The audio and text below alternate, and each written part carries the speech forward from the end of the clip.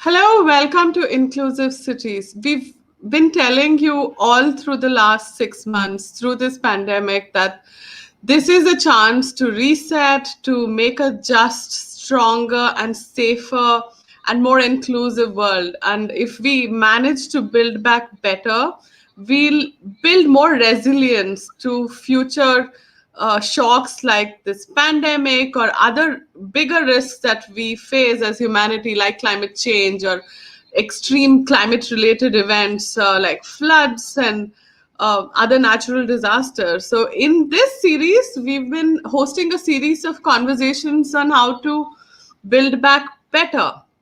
And I'm Pratima Manohar, founder of the Urban Vision, and I co host the series with my colleague Elsa Marie de Silva. Elsa? Thanks, Pratima. Welcome, everyone. Good evening from Mumbai, and good morning, good afternoon, wherever you are from. So, today I have the great pleasure to have with us my friend Vania Ceccato. She is a professor at the Department of Urban Planning and Environment, School of Architecture and the Built Environment at KTH, that is the Royal Institute of Technology, Stockholm, Sweden. And she is the coordinator of the Urban and Community Safety Research Group, which has recently become a partner of the UN-Habitat SaferCities program. Vania is also the national network for Safeplaces, Säkraplatser, I hope I pronounced that right, which is funded by the Swedish National Crime Prevention Council that aims to improve knowledge and practices in situational crime prevention in Sweden. And this is a topic that I'm really, really interested in. And Vanya has had me over twice now to talk to her students. So I'm thrilled to introduce Vanya to you. How are you, Vanya? How is it in Sweden and what's going on? Yes, thank you, Elsa. Thank you for inviting me to take part on Inclusive Cities. It is really a pleasure to be here and talk to you. Yeah, we are back to school now. I started teaching and mostly online. So we are not. We are only teaching our students, the first years students, in campus and not completely, not fully. So we are running things online mostly. So, our series is called Inclusive Cities. And your speciality is actually crime prevention and the built up environment with a focus on gender. But, and you also are part of the group where there are practitioners and researchers from all over the world sharing new research on this topic. When it comes to inclusive cities in COVID 19, what has been your observation?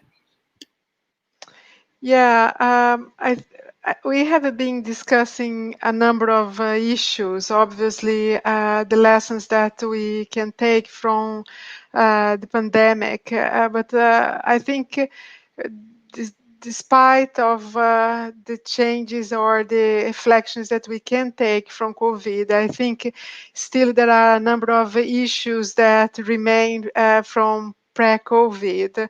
Obviously, if we think about inclusive cities, it's not very hard to imagine what a city would be. So obviously, we are always try to work towards a city that would allow us to move around freely, regardless who you are. And uh, obviously, this has still a number of, pose a number of problems in terms of what kinds of knowledge you might have around to put this at least vision in place. When we think in terms about the kinds of knowledge that relates to the city and safety, we can highlight a number of points that could be particularly interesting. Obviously, with the pandemic, we see a clearly change in the patterns of how people move around in the city. I have been working recently on several pieces of research that look at how the changes in people's routine activity have affected crime in three different cities, such as New York City, Stockholm, which didn't have a proper lockdown, and São Paulo, where I originally come from. And I mean, the temporal patterns are very interesting in the sense that you clearly see patterns of change in, for instance, violent crimes, some of them, but especially property crimes that dropped drastically in the three cities, while the violent ones, especially like homicides, would be more constant. And if we see, for instance, the geography, we would be quite, you would be quite amazed that areas that are normally hotspots of violence still continue to be hotspots of violence post-COVID, or better saying, post-lockdown. So obviously we are trying to figure out why we find these patterns, and which fairly change from crime to crime, but still I think there are things that we can think about these patterns and try to understand and put those lessons in to inform our practices. But we are still trying to figure out what is happening right now. Your work has been in the intersection of crime in cities and gender. I and Elsa, Red Dot Foundation and the Urban Vision, we worked on a report last year. It was a primer for 10 principles for making cities more women friendly. And, when we dug deep, today's experience of cities for most women is awful of for most part of the population. They feel unsafe and insecure as they engage in our public spaces and the built environment. And the data put forward by various agencies also highlight that. So can you talk to us a bit about your research on that subject and what we can do to fix this? Okay. Thank you for the question. We have just finished now a global study looking at, for instance, sexual harassment and sexual violence in transit environments. Obviously, it covers one part of the trip of young people. And in our case, we looked at a sample of 18 cities in all continents. And obviously, the sexual harassment, sexual violence is omnipresent problem everywhere.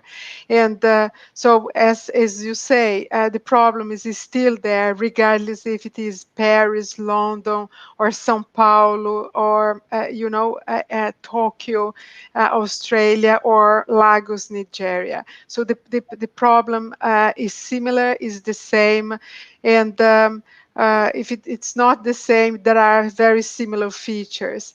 It is still pretty much invisible to the authorities, and obviously we would like to that more people would report.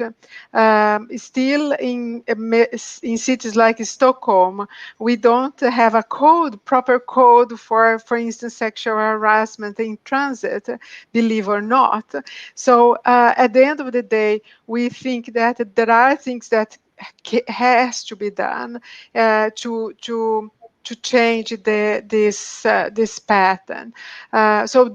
We in a book that we just finished now, we put a number of suggestions on how things can be better, perhaps, plan to change this reality. It can be obviously structural changes in the way that, for instance, the transportation system is put together, changes in attitude towards women, but also when we think about women, we are thinking about the intersections that gender would be linked to, for instance, age, the ethnic background, disability, and so on. So the intersectionality of safety is something that is still very much that we, something that we have to unravel. We talked about, but for instance, just as an example, in Brazil, we have seen that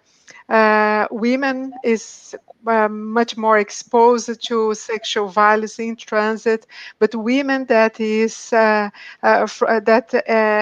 consider herself as belonging to the LGBTI group is 3 times more exposed than the cisgender women. So obviously, we would like to see more of these kinds of evidence to put to really make sure that, for instance, policies towards mobility policies would be less gender neutral and would focus, for instance, on the needs of riders, in this case, young women.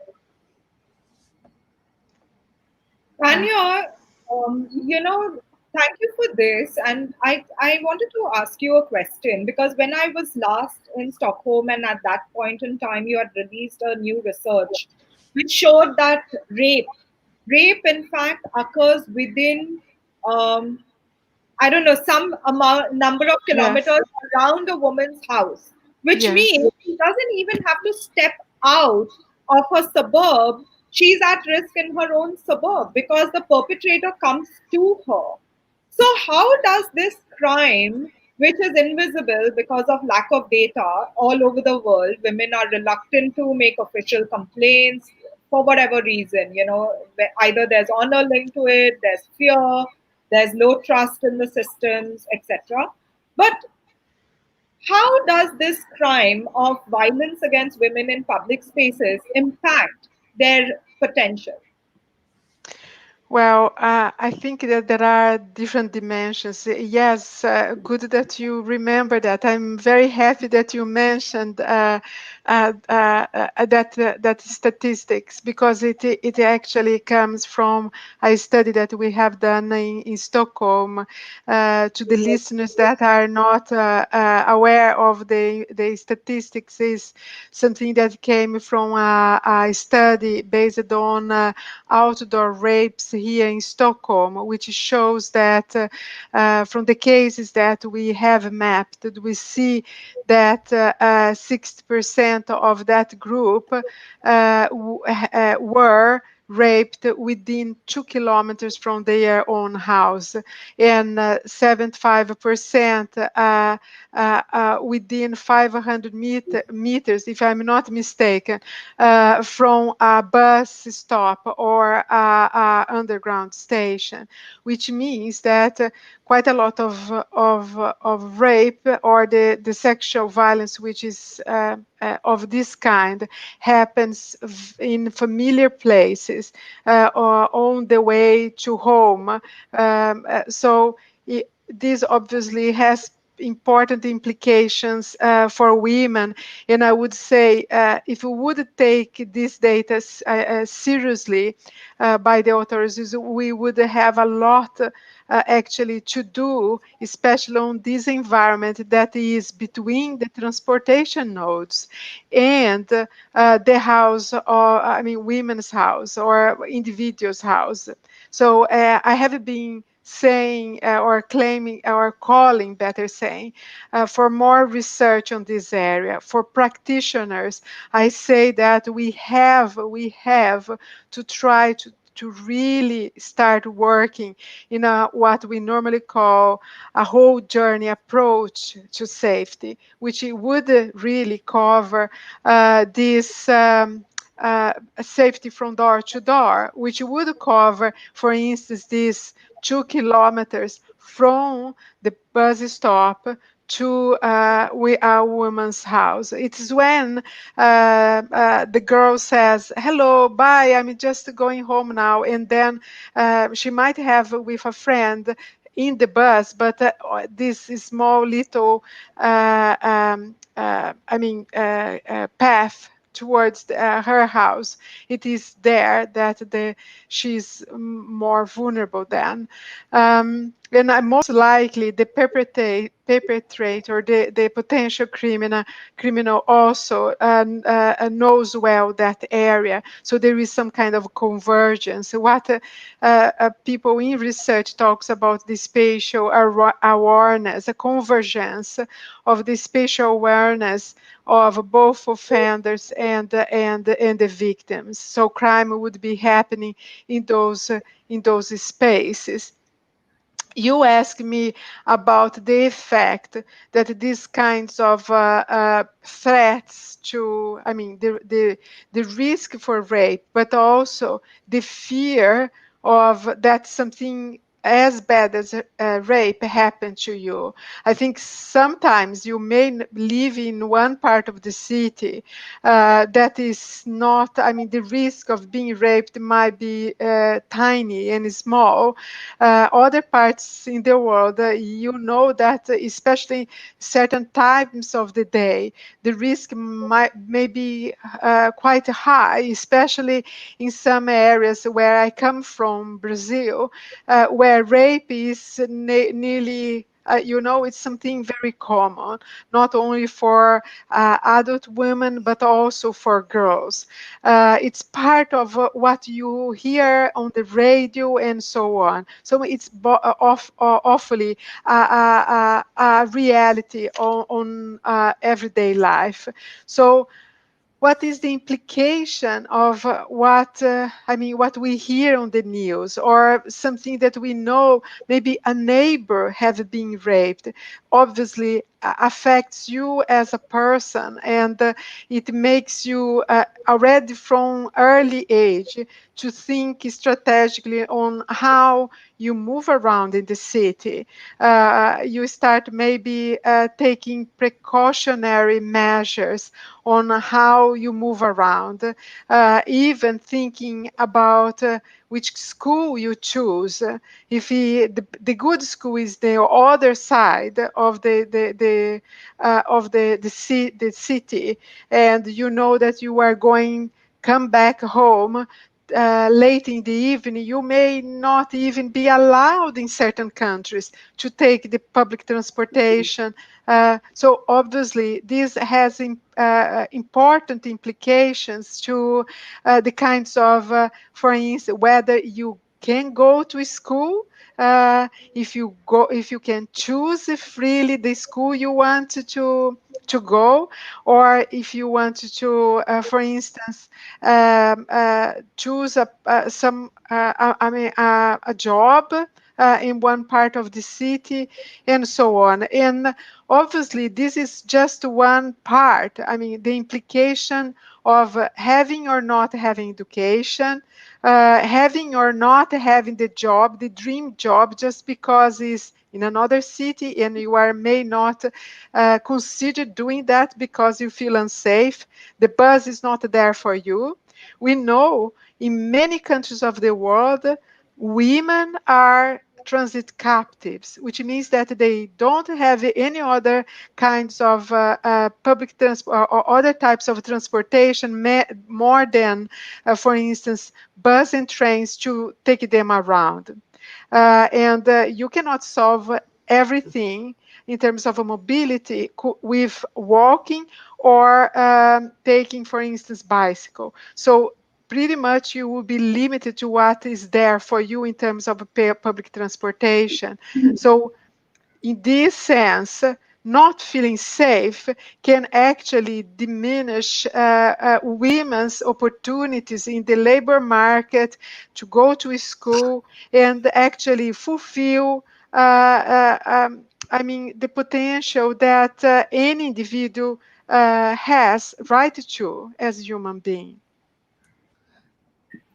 Thank you, Vanya, for that. And that statistic is really shocking. Like if you can't go out of your suburb, or if 2 kilometers within your home you can be at risk being raped, that's a huge, has a huge implication on your mobility and your opportunities, and of course your well-being. Because if you say that a lot of women, even 500 meters from their home, are not safe, then you're constantly, thinking, your subconscious is constantly worried, and that's really not fair. And I do believe more research is needed. For example, Girija Borkar from Brown University used the data from Safety Pin and Safe City to actually put an economic cost to women's movements in Delhi.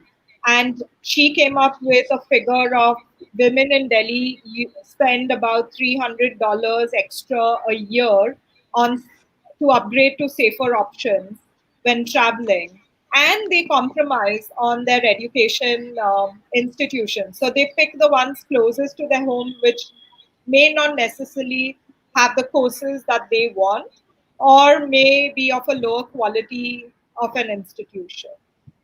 So what you said Obviously. is really true. Yes, obviously, I think that there are also structural changes. If you have a family in which you have, for instance, a boy and girl, most likely in more patriarchal societies, you would be giving priority for education of the boy for reasons that we still can't understand, but still in many countries this is the case. So maybe the girl would be choosing a close school that would be close by home, while the boy would, the family would invest in his education. Another thing that I think is also important to think in terms of impact of the opportunities because of the lack of safety is the issue of the daily thinking about the kinds of things that you have to do to try to prevent that something bad happens to you. I have a friend of mine in the UK that talks about the safe to work, how much time you actually daily spend thinking about the routes that you have to take or the things that you have to avoid to basically move around in the city. And I think in the post-COVID era, we understand this very well because we are thinking on the threat of contamination in different places. But this is the kinds of things we women do. And we have been done for a long time. So how much of our energy and time is spent to do these kinds of safety work before we move around? So it depends on the context too. In a place maybe in Sweden, even if the risk is really pretty small in terms of maybe being raped, you still get quite a lot of women or young women saying about sexual harassment on the metro or the bus. So still you try to think about the kinds of clothes you use, the kinds of maybe using your mobile phone, or expecting that bystanders would intervene. I mean, you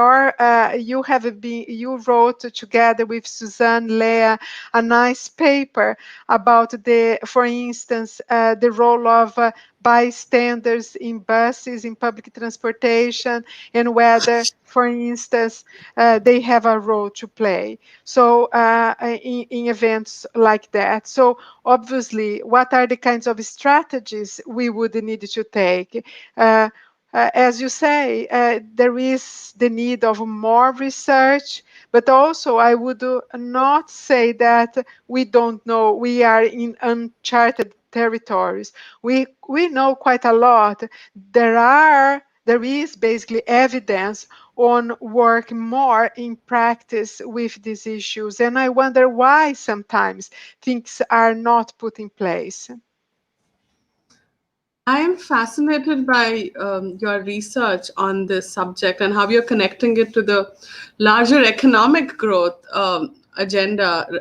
According to research by McKinsey Global Institute, the world can add about 28 trillion or 26% of our GDP by 2025 if women participate in the economy like men do today. And I think you very vividly described all the daily kind of decisions that they have to make as we access our city and go through our daily routine.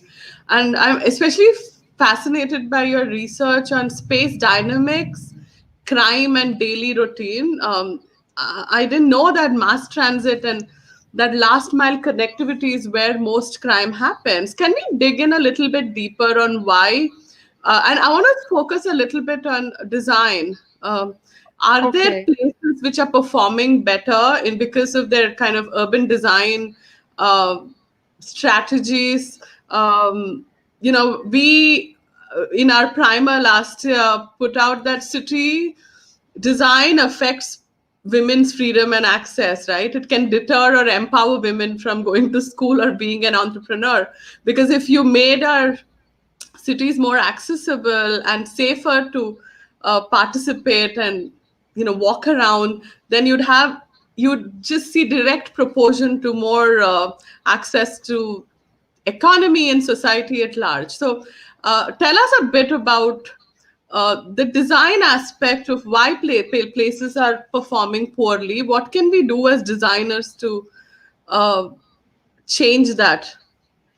Yes, thank you. I think one of the things that we have to think about it is when the city is already there, we see that crime doesn't happen at random. There are places that are more crime hidden than others, and this is a fact. And it turned out to be even declared as a law, the law of crime concentration, as a colleague of mine highlights. So we see that, for instance, a large part of the crime that happens in the cities sometimes are very concentrated, actually often are very concentrated in street segments or particular risky facilities. And if we can identify these particular areas and the characteristics that they have, we can actually can tackle quite a lot of, or at least try to solve some of this. I mean, a big problem. So I will just give an example. Here in Stockholm, in one, for instance, in a shopping mall, I could identify that about 60% of 62%, if it was to be precise, happened in 10% of the stores and the places in a shopping mall. I also found that quite a lot, I can't remember exactly the proportion, if it was 70 or 65% of all crimes in Stockholm area would be happening within, I think it was 300 meters or 500 meters of the underground stations, which means that it's pretty much concentrated around the environment of those stations. Not that it is the station itself that concentrates these crimes, but it is in the environment and the activities and as you mentioned, maybe the design, the land use, the functions, the routine activities that take place there. So if we know where most of the crimes happening, we can actually, the police officers or planners can really tackle, be more strategic in single out the places that really have to uh, uh, um, to being that we can do, that we need to focus our attention to. The problem is that still we never sometimes we we forget a little bit of the statistics, and we try to look at the, for instance, particular environments. And sometimes, and very often, sometimes I would say, we in a deterministic way associate crimes to particular features of the environment, and and often it's not very problematic, but sometimes is. Why?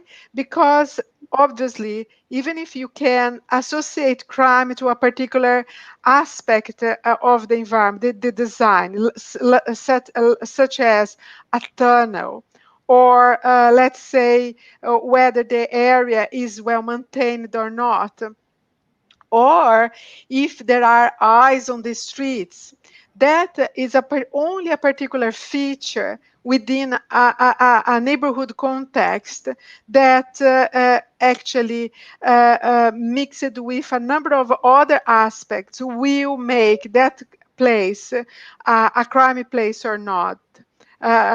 You understand? So obviously, over the years, maybe more than 4 or 5 decades, planners and criminologists have tried to highlight features of the environment that are more prone to crime than others.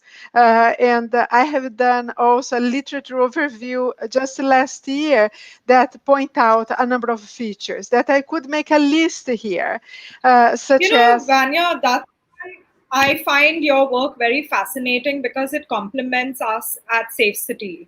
We collect these anonymous stories of sexual violence in public spaces, and then you can find the patterns and trends. And your research shows that patterns and trends are important in identifying what then is the feature of that physical space that contributes to the crime. And for example, it can also help in your own situational awareness. So, for example, I've spent a lot of time in Stockholm, and I love it because unlike in India, I can freely walk around everywhere. But I didn't realize till I did a session with young students, and they told me that they never walked through a park late at night in Stockholm. However, that was not my experience in the sense I was an outsider. And knowing the local context to crime is so important. And there is a young woman's story which we have been trying to figure out how we can amplify our collective work on. Would you like to share that story? Because you know, we can, like, often I'm asked, rate a city, tell us which city is more safe than the other. And I keep telling people that it's not about rating a city over the other, it's more about understanding what happens in different parts of the city. And if you can then have that crime data and look at the spatial context, you might be able to also find solutions. Yes, yes. Obviously, there are cases of rape and homicide against women, even here in Sweden. So, just to mention, for instance, the case of Ida Johansson, who was a young woman who was raped and assassinated a couple of years ago here when she was jogging. Obviously, it's not something that happens on everyday basis, so we shouldn't really maximize this as a big problem as such, but obviously it would be wrong just to say that all places in the city are safe and blindly just assume that is everywhere safe. So just the case of Ida Johansson is one reminder that maybe things sometimes happen. What I think my job as a researcher is, instead of working in a more anecdotal way, is try to bring together data that is already there, either listening the voices of, for instance, women that have been raped, collecting data from hospitals, but also from the police or any other sort, for instance, together with the structure of the city, and try to build up evidence that shows that some environments are more prone to certain types of crimes than other. Sometimes it can be we can discuss issues of women's safety, but sometimes it can be, for instance, accidents that old elderly people also are victims of. So obviously our work intersect with other types of aspects of safety that I think are equally important to be highlighted. More and more research nowadays shows that certain areas are actually generate some kind of malignant mixes, if that is the correct pronunciation in English, but which means that those environments, do not only attract certain types of crimes, such as, for instance, rape, but also other kinds of problems such as accidents, or it can be even car crashes. And so even if the mechanisms behind these related incidents are don't the mechanisms are not the same, what they have in common is the geography. And then the questions that we have to really ask ourselves is are these places both a hotspot of crime but also of accidents, and sometimes is like all sorts of incidents with weapons and things like that. So I think it's still I think what is we are now approaching towards research is uh, what can we understand about these places in the city that combine a number of factors that sometimes generate crimes, sometimes lots of accidents. We could even call the like sick places. And if they are sick, the question is, should we actually look at these problems in a more public health perspective? How can we actually work in practice, not only with the police, if we are talking the municipalities or the transportation operators, but also those that work with prevention of incidents like accidents with bikes and a number of other things that also have similar geography. And that this is, I think, is a new area for many researchers. Epidemiologists are more and more working in this area. I have seen work in the US, for instance, showing that if you deal with, for instance, facades that are not very nice, if you fix the facade of an area and you also tidied up certain types of places or areas that are actually left for criminals sometimes to be or to be around, people start avoiding these places. But as soon as you fix them, you don't only bring more people to these places, to more eyes on the street. People start walking on these places. Their heart rate increase. I mean, becomes much better. The average. I'm not a medical doctor, so I'm just reflecting the kinds of, or reporting the kinds of statistics. And the best of the best is that not only the residents' health that gets better, but also the perception of safety and crime is also affected. And this is a completely new research area for us, how we can try to deal for improve places to not only affect crime, risk, perception of safety, at the same time that you also improve people's capacity and the willingness to be outside because they feel safer and improve their health. So this is a new area of research that we want to work in the future for sure. I think that's such a great point. I think most cities have those sick neighborhoods or corners, and it's so important for policymakers and designers to evaluate them. And one of my favorite examples of transformation is Bryant Park in downtown New York, which was it was the haven for drugs and crime, and it was a place that you would not go near. And I've had colleagues. My first boss lived in New York in 80s when he went to school in Columbia, and there were so many blocks that you would avoid because they were all full of crime.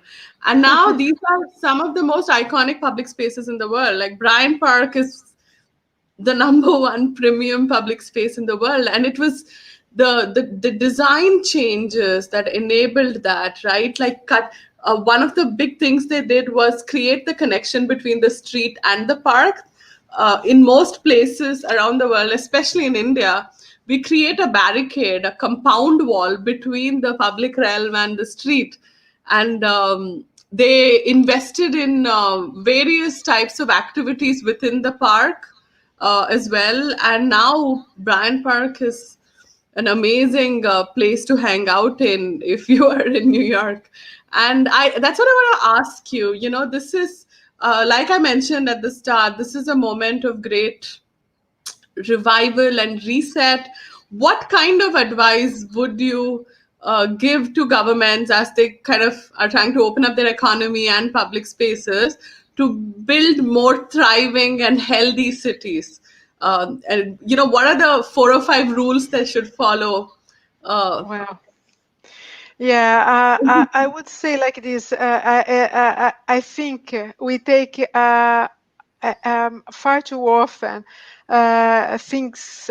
We assume that things are there, and I would say like this. This is the reality, pre-lockdown and post-lockdown. We cannot just assume that because we have good intentions in planning, incidentally, things will be there for us. We actually have to really direct our planning actions toward something that we already know that could actually have an effect. So what I'm trying to say is that we have to intentionally work towards those objectives and just not assume. This is something that it was the case post pre-COVID, but I think right now we have to remind ourselves because there is sometimes this sense of urgency that we need to do things differently. Yes, I think it is.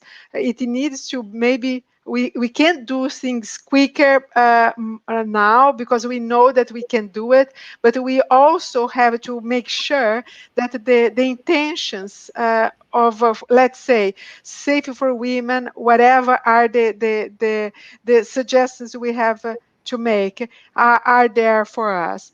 One of the things that I think that I would like to highlight is I think with the COVID or the pandemic, we have turned ourselves to our own residential areas. And I think one of the things that, especially here in Sweden, we have been looking at the importance of nature around us. So obviously, everybody is much more sensitive to the importance of the parks and nature in the neighborhoods, but also the importance of rural areas and the importance of rural communities. And I would, if I had to have a wish, a possibility to really inform government, I would say our discourse nowadays is far too much focused on big city problems. If we have to work as a society towards a system that is more sustainable than it is nowadays, we have to actually think about urban environments, but also those that maybe actually are villages that are just in the outskirts of the big cities and many people live. So we are not talking about really crimey hidden areas. Our discourse is far too much determined by the big cities. Can we actually think about other places where sometimes lots of people live? Rural areas in Sweden encompass 1/3 of the population. And what do we know about crime and safety in these places?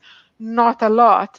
Why? Because the discourse is far too much focused on big city problems. So I think post-COVID, because we are more sensitive towards the need of being close to nature, I would say like this: it would be nice to know if what farmers think when we just decided to go on vacation in their villages and suddenly we think that the villages are important places of that has to be engaged in the whole discourse of sustainability.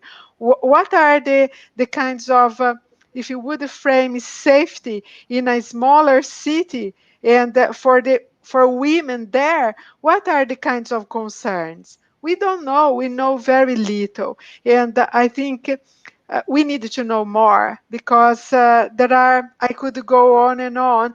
But for instance, just to give an example, here in Sweden, there is a clear need to really to review the ways we let's say eat and work and consume meat. So obviously we talk quite a lot about not consuming meat, and at the same time obviously you see a very important strong movement seeing, for instance, the production of meat or this sector as in a very negative light. And obviously, we still continue drinking milk and eating meat. Most of the population does.